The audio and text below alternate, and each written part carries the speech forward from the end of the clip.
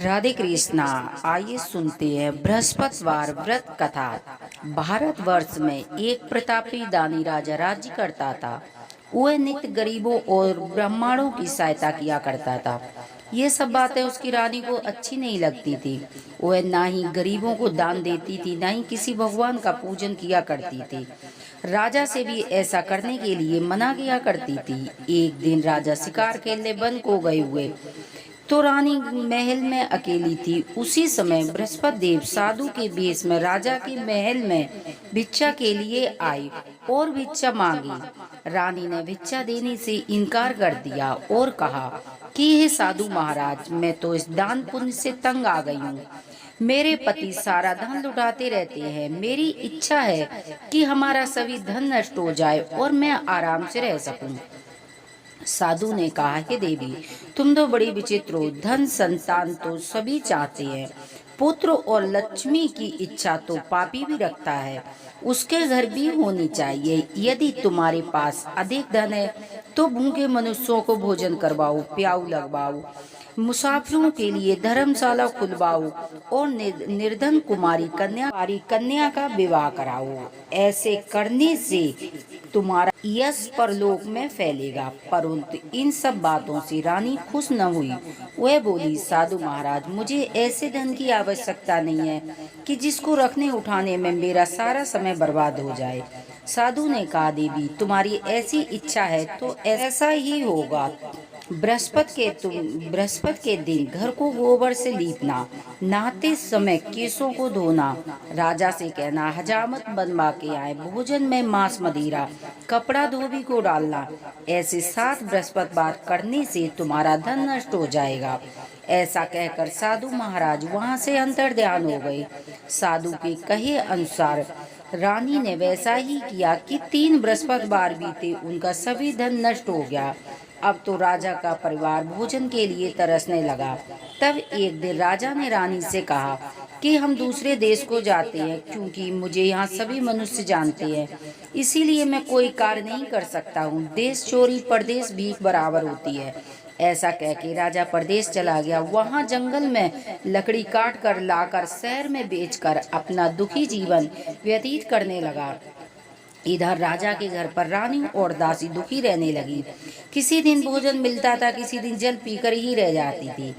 एक बार जब रानी और दासी को 7 दिन बिना भोजन के रहना पड़ा तो रानी ने अपनी दासी से कहा, हे दासी, यहाँ पासी नगर में मेरी बहन रहती हो, बड़ी धनवान है, तू उसके पास जा कुछ ले आ ताकि कुछ समय के लिए गुजर हो जाएगी। दासी रानी की बहन के पास गई। उस दिन गुरुवार था और रानी की बहन उस समय बृहस्पतिवार की कथा सुन रही थी। दासी ने रानी की बहन को देखा और अपनी रानी का संदेश दिया, लेकिन रानी की बड़ी बहन ने कोई उत्तर नहीं दिया। जब दासी को किसी प्रकार का उत्तर नहीं मिला तो वह बहुत दुखी हुई और क्रोध भी आया। दासी ने वापस आकर रानी को सारी बात बता दी। सुनकर रानी ने अपने भाग्य को कोसा। इधर रानी की बहन ने सोचा कि मेरी बहन की दासी आई थी, परंतु उससे कोई नहीं बोला, वह बहुत दुखी हुई होगी। कथा सुन पूजन समाप्त कर वह अपने बहन के घर आई और कहने लगी कि ये बहन, मैं बृहस्पतिवार का व्रत कर रही थी, तुम्हारी दासी गई मेरे घर, परंतु जब तक कथा होती है तब तक न उठती है न बोलती है, इसीलिए मैं नहीं बोली। कहो, तुम्हारी दासी क्यों गई थी? रानी बोली, बहन, तुमसे क्या छिपाऊं, हमारे घर में खाने के लिए अनाज नहीं था। ऐसा कहते कहते रानी की आंखें भर आईं। उसने दासी के समय पिछले 7 दिनों भूखे रहने की बात अपनी बहन को विस्तार पूर्वक सुना दी। रानी की बहन बोली, देखो बहन, भगवान विष्णु सबकी मनोकामना पूर्ण करते हैं, शायद तुम्हारे घर में अनाज रखा हो। पहले तो रानी को विश्वास नहीं हुआ, पर बहन के आग्रह करने पर दासी घर के अंदर गई तो उसे सचमुच एक घड़ा बेजर का भरा मिला। यह देख दासी को बड़ी हैरानी हुई। दासी रानी से कहने लगी कि हे रानी, जब हमको भोजन नहीं मिलता तो हम रोज व्रत रखते हैं, अगर इनसे व्रत की विधि पूछ ली जाए तो हम भी व्रत किया करेंगे। तब रानी ने अपनी बहन से बृहस्पतिवार के व्रत के बारे में पूछा। उसकी बहन ने बताया, बृहस्पति के व्रत में चने की दाल मुनक्का से विष्णु भगवान का केले की जड़ का पूजन करें तथा दीपक जलावे, व्रत कथा सुने और पीला भोजन करें, जिससे बृहस्पति भगवान प्रसन्न होते हैं। विधि बताकर रानी की बहन अपने घर लौट गई। 7 दिन बाद जब गुरुवार आया तो रानी ने और दासी ने व्रत रखा। गुड़साल से जाकर चना गुड़ मिल ले आई और फिर केले की जड़ का पूजन किया। अब पीला भोजन कहाँ से आए? बेचारी बड़ी दुखी थी, क्योंकि उन्होंने व्रत रखा था, जिस कारण बृहस्पति देव प्रसन्न थे। इसीलिए वे एक साधारण व्यक्ति का रूप धारण कर 2 थालों में पीला सुंदर भोजन लेकर आए और दासी को देकर बोले, ये तुम्हारे और तुम्हारी रानी के लिए है, तुम दोनों भोजन करना। दासी भोजन को पाकर बहुत ही प्रसन्न हुई और रानी से कहने लगी कि चलो रानी भोजन कर लो। रानी को इस विषय में कुछ पता नहीं था। रानी बोली, तू ही भोजन कर ले, क्योंकि तू हमारी व्यर्थ में हंसी उड़ाती है। दासी बोली, ये महात्मा भोजन दे गया है, हम दोनों साथ साथ भोजन करेंगे। दोनों ने गुरु भगवान को नमस्कार कर भोजन आरंभ किया। उसके बाद सभी बृहस्पतिवार को वो पूजन करने लगी। बृहस्पतिवार की कृपा से, बृहस्पति देव की कृपा से उनके पास फिर से धन संपत्ति आ गई, परंतु रानी फिर पहले की तरह आलस करने लगी। तब दासी बोली, देखो रानी, पहले भी तुम्हें इसी प्रकार आलस किया करती थी, तुम्हें धन रखने से कष्ट होता था, जिस कारण से हमारा सभी धन नष्ट हो गया था। अब भगवान बृहस्पति की कृपा से हमें धन मिला है, तो तुम्हें फिर से आलस होने लगा है। रानी को समझाते हुए दासी कहने लगी कि हमने बड़ी मुसीबतों के बाद ये धन पाया है, इसीलिए हमें दान पुण्य करना चाहिए, भूखे मनुष्यों को भोजन कराना चाहिए और धन शुभ कार्यों में खर्च करना चाहिए, जिससे तुम्हारे कुल का यश बढ़ेगा, स्वर्ग की प्राप्ति होगी और पितृ प्रसन्न होंगे। दासी की बात मानकर रानी ने अपना धन शुभ कर्मों में खर्च करना शुरू कर दिया। इससे पूरे नगर में रानी और दासी का यश फैलने लगा। एक दिन राजा दुखी होकर जंगल में पेड़ के नीचे आसन जमाकर बैठ गया। अपनी दशा को देखकर व्याकुल होने लगा। बृहस्पति का दिन था। एकाएक उसने देखा कि निर्जल वन में एक साधु प्रकट हुए हैं। वह साधु स्वयं बृहस्पति देवता थे। लकड़हारे के सामने आकर बोले, हे लकड़हारे, इस सुनसान जंगल में किस चिंता में मग्न बैठा है? लकड़हारे ने दोनों हाथ जोड़कर प्रणाम किया और उत्तर दिया कि हे महात्मा, आप तो सब कुछ जानने वाले हो। ये कहकर अपनी संपूर्ण कहानी सुना दी। महात्मा जी दयालु होते हैं। बोले, तुम्हारी स्त्री ने बृहस्पतिवार का अपराध किया था, जिस कारण तुम्हारी ये दशा हुई है। अब तुम चिंता मत करो, मेरे कहने पर चलो, तुम्हारे सभी कष्ट दूर हो जाएंगे और भगवान तुम्हें पहले से अधिक धन संपत्ति देंगे। तुम बृहस्पति के दिन कथा किया करो, 2 पैसे चने मुनक्का लाकर प्रसाद बनाया करो, शुद्ध जल लोटे में शक्कर मिलाकर अमृत तैयार करो। कथा के पश्चात अपने सारे परिवार और प्रेमियों को अमृत बांटकर स्वयं ग्रहण किया करो, तुम्हारी सभी मनोकामनाएं पूरी होंगी। साधु के ऐसे वचन सुनकर लकड़हारा बोला कि प्रभु, मुझे लकड़ी बेचकर इतना पैसा नहीं मिलता है कि मैं भोजन के उपरांत कुछ बचा सकूं। मैंने रात्रि में अपनी रानी को व्याकुल देखा है, मेरे पास कुछ नहीं है जिससे मैं उसकी खबर मंगा सकूं। साधु ने कहा, हे लकड़हारे, तुम किसी बात की चिंता मत करो। बृहस्पति के दिन तुम रोजाने की तरह शहर में लकड़ियां लेकर जाओ, रोज से दुगना धन प्राप्त होगा, जिससे तुम भली बात भोजन कर लोगे तथा बृहस्पति देव की पूजा का सामान भी आ जाएगा। ऐसा कहकर साधु महात्मा वहां से अंतर्ध्यान हो गए। बृहस्पतिवार का दिन आया। लकड़हारा जंगल से लकड़ी काट कर किसी शहर में बेचने गया। उस दिन से उसे अधिक पैसा मिला। उसने गुड़ चना आदि लाकर गुरुवार का व्रत किया। उस दिन से उनके सभी कलेश दूर हो गए। परंतु जब दोबारा गुरुवार आया तो वह व्रत रखना भूल गया। इस कारण बृहस्पति देव नाराज हो गए। उस दिन नगर के राजा ने विशाल यज्ञ का आयोजन किया था। शहर में घोषणा करवा दी कि कोई भी मनुष्य अपने घर भोजन न बनावे। समस्त जनता हमारे यहाँ भोजन करने आए। जो इस बात को न मानेगा उसे फांसी की सजा दी जाएगी। इस तरह की घोषणा संपूर्ण नगर में करवा दी। राजा की आज्ञा के अनुसार सभी लोग भोजन करने आए, लेकिन लकड़हारा कुछ देर से पहुंचा, इसीलिए राजा अपने साथ लिवा ले आए। कि भोजन करा ही रहे थे, रानी की दृष्टि उस खूंटी पर पड़ी जिस पर उस पर सोने का हार लटका हुआ था। उसे वहां नहीं दिखाई दिया। रानी ने निश्चय किया कि मेरा हार किसी मनुष्य ने चुरा लिया है। उसी समय सिपाहियों को बुलवा कर राजा को कारागार में डलवा दिया। जब लकड़हारा कारागार में पड़ गया और बहुत दुखी होकर विचार करने लगा कि न जाने कौन से पूर्व जन्म के लिए मेरे लिए दुख प्राप्त हुआ है, अब उसी साधु को याद करने लगा जो उस जंगल में मिला था। उसी समय तत्काल बृहस्पति देव के रूप में साधु प्रकट हुए और उनकी दशा देखकर बोले कि अरे मूर्ख, तुमने बृहस्पतिवार की कथा नहीं कही थी जिस कारण तुम्हारे ये दुख प्राप्त हुआ है। अब तुम किसी बात की चिंता मत करो। बृहस्पति के दिन कारागार के दरवाजे पर 4 पैसे मिलेंगे, उससे तू बृहस्पतिवार की कथा करना, तेरे सभी कष्ट दूर हो जाएंगे। बृहस्पति के दिन उसे 4 पैसे मिले। लकड़हारे ने कथा कही। उसी रात्रि को बृहस्पति देव ने उस नगर के राजा के स्वप्न में कहा, हे राजा, तुमने जिस आदमी को कारागार में बंद करवा दिया है वह निर्दोष है, उसे छोड़ देना। रानी का हार उसी खूंटी पर लटका हुआ है। अगर तुमने ऐसा नहीं किया तो तेरे राज्य को नष्ट कर दूंगा। इस तरह के रात्रि में स्वप्न को देखकर राजा प्रातःकाल उठा। खूंटी पर हाथ देखकर राजा को बुलवाकर क्षमा मांगी और लकड़हारे को योग सुंदर वस्त्र आभूषण देकर विदा किया। बृहस्पति देव की आज्ञा अनुसार राजा अपने नगर को चल दिया। जब राजा नगर के निकट पहुंचा तो उसे बड़ा आश्चर्य हुआ। पहले से अधिक बाग, तालाब, कुआं, बहुत सी धर्मशालाएं आदि बन गए हैं।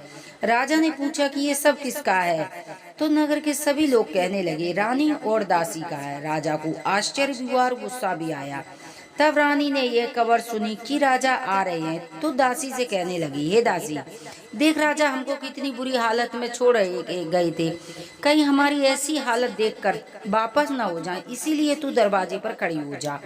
आज्ञा अनुसार दासी दरवाजे पर खड़ी हो गई। राजा आए तो उन्हें अपने साथ लिवा लाई। तब राजा ने क्रोध कर अपनी तलवार निकाली और पूछा कि बताओ ये धन तुम्हें कैसे प्राप्त हुआ है। तो उन्होंने कहा, हमें ये धन सब बृहस्पति देव के व्रत से प्राप्त हुआ है।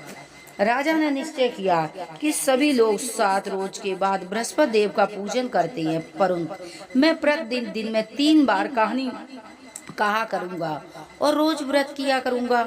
अब राजा के दुपट्टे में हर समय चने की दाल बनी रहती थी।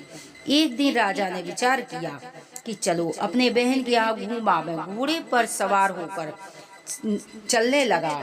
आगे मार्ग पर उसने देखा कि कुछ आदमी मुर्दे को लिए जा रहे हैं। उन्हें रोककर बोला कि अरे भाई, हमारे बृहस्पतिवार की कथा सुन लो। वे बोले, लो हमारा तो आदमी मर गया है, इसे अपनी कथा की पढ़ेंगे। परंतु कुछ बोले, अच्छा कहो, हम तुम्हारी कथा सुनेंगे। राजा ने दाल निकाली। जब कथा आदि हुई तो मुर्दा हिलने लगा। जब कथा समाप्त हुई तो मनुष्य राम राम कह के खड़ा हो गया। आगे मार्ग पर एक किसान खेत में हल चलाता मिला। राजा ने उसे देखकर कहा कि अरे भाई, हमारी बृहस्पतिवार की कथा सुन लो। किसान बोला कि जब तक मैं तेरी कथा सुनूंगा, जब तक मैं 4 हैरुआ जोत लूंगा। जा अपनी कथा किसी और को सुनाना। इस तरह राजा के आगे चलने लगा। राजा के हटते ही बैल पछाड़ खाकर गिर गया और किसान के पेट में दर्द होने लगा। उस समय उसकी माँ रोटी लेकर आई। उसने जब ये हाल देखा तो पुत्र से सभी हाल पूछा। बेटे ने सभी हाल बताया तो बुढ़िया दौड़ी दौड़ी घुड़सवार के पास गई और बोली कि मैं तेरी कथा सुनूंगी, मेरे खेत पर चल के कहना। राजा ने बुढ़िया के खेत पर जाकर कथा कही कि जिसके सुनते ही किसान के पेट का दर्द बंद हो गया और बैल खड़ा हो गया। राजा अपनी बहन के घर पहुंचा। बहन ने भाई की खूब मेहमानी की। दूसरे रोज प्रातःकाल राजा जागा। उसने देखा कि सभी लोग भोजन कर रहे हैं। तो राजा ने अपनी बहन से कहा कि बहन, यहाँ कोई ऐसा मनुष्य नहीं है जिसने भोजन न किया हो, वह हमारी बृहस्पतिवार की कथा सुन ले। बहन बोली, भैया ये देश ऐसा है, पहले यहाँ भोजन करते हैं, बाद में अन्य काम करते हैं। यदि कोई पड़ोस में हो तो मैं देख आती हूँ। उसे कोई ऐसा व्यक्ति नहीं मिला कि जिसने भोजन न किया हो। अंत में वो एक कुमार के घर गई जिसका लड़का बीमार था। उसे मालूम हुआ कि यहाँ किसी ने 3 रोज से भोजन नहीं किया है। रानी ने अपने भाई की कथा सुनने को कही। कुमार तैयार हो गया। राजा ने जाकर बृहस्पतिवार की कथा कही, जिससे सुनते ही उसका लड़का ठीक हो गया। अब तो राजा की प्रसन्नता होने लगी। एक रोज राजा ने अपनी बहन से कहा कि बहन, हम अपने लेंगे, तुम भी तैयार हो जाओ। राजा की बहन ने अपनी सास से बोला तो सास बोली चली जा, परंतु अपने लड़कों को मत ले जाना, क्योंकि तेरे भाई को कोई औलाद नहीं है। बहन ने अपने भैया से कहा, भैया मैं चलूंगी मगर कोई बालक नहीं जाएगा।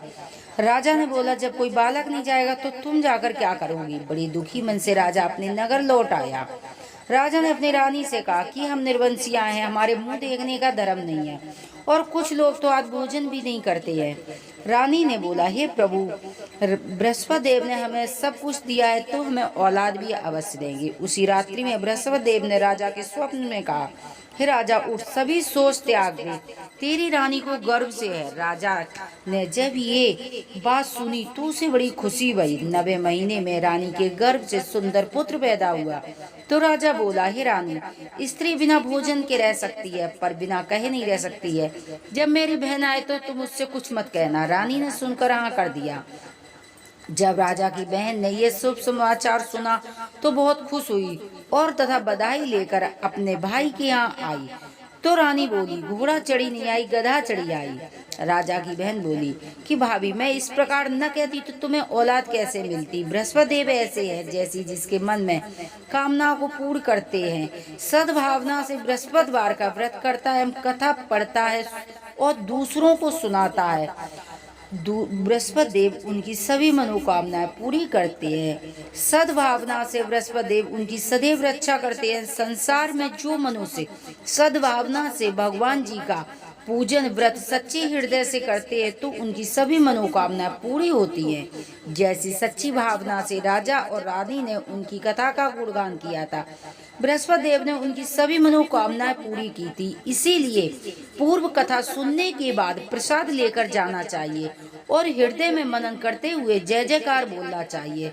जय बोलो बृहस्पति भगवान की जय। सुनते हैं आरती, आरती के बिना कथा अधूरी मानी जाती है। ओम जय बृहस्पति देवा, स्वामी जय बृहस्पति देवा। चीनी चीनी भोग लगाऊं, फल फल भोग लगाऊं, कदली फल मेवा। ओम जय बृहस्पति देवा। तुम पूर्ण परिमात्मा, तुम अंतर्यामी, जगत पिता जगदीश्वरे, तुम सबके स्वामी। ओम जय बृहस्पति देवा। चरणामृत निज निर्मले, सब पातक हरिता, सकल मनोरथ दायक, कृपा करो भरिता। ओम जय बृहस्पति देवा। तन मन धन अर्पण करे, जो जन शरण पड़े, प्रभु प्रकट तब हो करे, आकर द्वार खड़े। ओम जय बृहस्पति देवा। दीन दयाल दयानिधे, भक्त हितकारी, पाप दोष सब हरिता, भववंदन हारी। ओम जय बृहस्पति देवा। सकल मनोरथ दायक, सब संचय तारो, विषय विकार मिटाओ, संतन सुखियारी। ओम जय बृहस्पति देवा।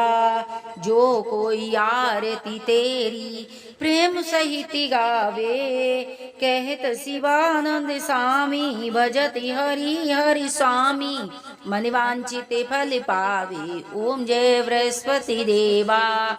जय बृहस्पति देवा, स्वामी जय बृहस्पति देवा। चीनी चीनी भोगी लगाऊं, पल पल भोगी लगाऊं, कदली फल मेवा। ओम जय बृहस्पति देवा। कथा पढ़ने वाले पर और कथा सुनने वाले पर लक्ष्मी नारायण की कृपा प्राप्त होती है। हर हर महादेव की जय। बोलो मैया पार्वती की जय। यदि हमारी कथा कहानियाँ आपको पसंद आती है तो प्लीज़ चैनल सब्सक्राइब करें, वीडियो को लाइक करें।